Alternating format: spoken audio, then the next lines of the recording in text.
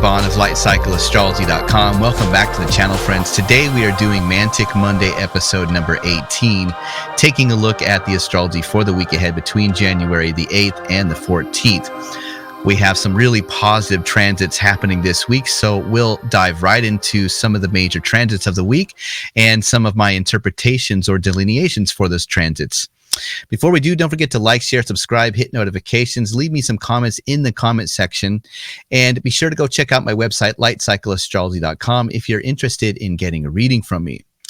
Okay, well, let's pull up the real-time clock and take a look at the opening of the week here.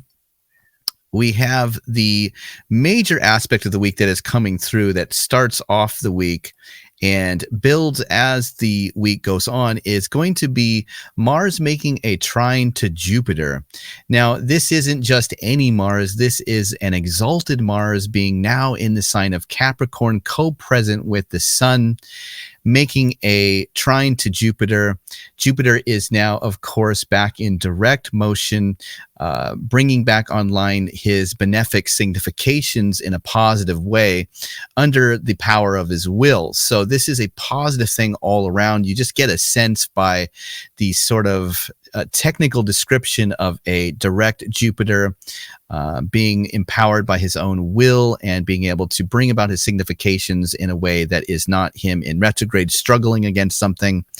And then this very powerful exalted Mars. So let's talk about exalted Mars. Why is Mars said to be exalted by ancient astrologers in the sign of Capricorn? One of the reasons that is cited by ancient astrologers is simply that Mars, as a god of death or a god of war, is lifted up in high regard in Capricorn because Capricorn is the beginning of the winter season of the year. So it's the darkest time of the year. Light is steadily increasing, so there is this ambition. And Mars is very action-oriented. So not only do we notice the natural world around going through a period of death, right, where things are in hibernation or awaiting a return of life. So it was thought of as Mars being kind of empowered in that time of the year, but also that because the sun has crossed over the winter solstice degree and is now beginning to rise a little bit more each day, there's this momentum of light that is slowly building from a low place, a very kind of Mars archetypal theme, if you will, about sort of being that hard-working Marsy figure that has to, rise up against all odds and is taking action and very determined to do so. So we get those kind of Capricornian exalted Mars themes that are happening. And what do you get when that kind of that energy is basically making an aspect to Jupiter, a planet that tends to bring about good things, especially when it's in direct motion, a planet that represents all manner of things being fertile and growing or expanding, the positive things that we would all want to have happen, like the development of knowledge or spirituality or religion or wealth or even fertility. So what happens when you get this trine between these two planets? You sort of get this very powerful, robust, action-oriented energy that is almost like this superhero inside of you is able to sort of come out and do whatever it wants. So that's part of the week ahead. Now, this aspect is perfecting this Friday, and then it's going to be winding down until about Wednesday of next week, Wednesday the 17th. So that is one thing that is happening. Now, another thing that is also happening is that we get when is this? By Tuesday, just the next day, or tomorrow if you're watching this on Monday, we get a third and final square between Mercury and Neptune.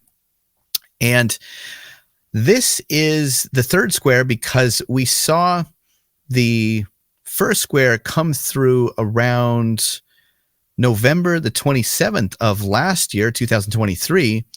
And that happened. And then a month later, while Mercury was going through the Mercury retrograde we just got past, on December the 27th, we had a second square that was made between the two planets. But this was, of course, Mercury's retrograde square back to Neptune. And so now we're finishing out the cycle as Mercury is in direct motion, returning once again to this angle.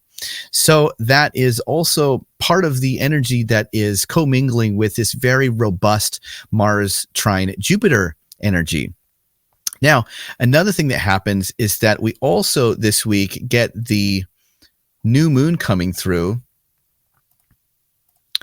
And this is happening a couple of days later on Thursday, depending on where you are in the world. But this is, I'm using Hawaiian time. Usually I use like a central time. But anyway, Thursday, maybe Wednesday night, we get the new moon coming through. Now, one of the things that is really interesting is that I actually took out some of the planets to make the chart easier to look at. But let me put back in Uranus here. So we have the sun just perfecting a trine to Uranus, and then the new moon comes through. So when, of course, we talk about new moons, we're always thinking about what's happening at the time of the new moon, because the new moon is the beginning of a cycle, and we tend to look at the beginnings of things as auspiciously representing or holding the oracular capability of saying what's happening at this time is going to be something that seeds maybe the cycle as a whole. So when you have a trine between the sun and Uranus, and then the new moon comes through and sort of seeds that new cycle energy, something about the cycle is very liberating, right? It has this kind of breakthrough solar quality where maybe life is beginning to sort of feel like things are turning around in a positive way, or maybe catching some wind in your sails, or that things are just kind of working out. There may be people getting fortuitous things happening, like maybe an increase in job responsibility or duties that leads to more money or something like that. Maybe there's some kind of idea that you never thought of that is really lighting you up this week and is going to bring about some very positive changes in the future.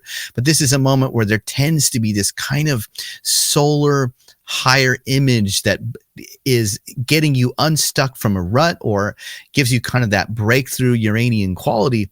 And then that quality is seeded into the new moon or the lunar cycle ahead. As the cycle unfolds, it has that kind of positive breakthrough quality to it. So when you commingle all of these things happening all at once in 1 week, you get this very robust, powerful Mars trine Jupiter, this sort of superhero, I can lift up the car if somebody needs rescuing kind of power and strength that comes along with an exalted Mars, making a trine to a planet that bestows expansion, wealth, riches, abundance, and just almost like the like a Mars on steroid kind of thing. I'll give you an example. So I am a Scorpio rising, which places Mars right now traveling through my third house in Capricorn. So one of the things that really affected me is as I was getting things done, right as Mars entered my third house and became exalted, I was working so hard that it was like going to the gym and doing, a workout that's like 3 times more than you usually do. And then the next day you're just feeling like all your muscles are just torn. I'm sore. I woke up with a headache. I feel like I'm detoxing. That was Mars in my third house. As I'm doing the day-to-day things, like there's such a robust, like, bravado or, superhero kind of strength coming through me that I just ended up shredding and inflaming all of my muscles. So a pretty interesting example, but that's kind of the quality that's coming through this week. And then that breakthrough energy where the moon is seated with the sun coming off of the heels of a trine with Uranus. But then you add in the interesting combination of Mercury making a third and final square to Neptune. What does that mean? So I think that the Mercury square Neptune is going to maybe represent something like flip-flopping, maybe some experimentation to see what sticks.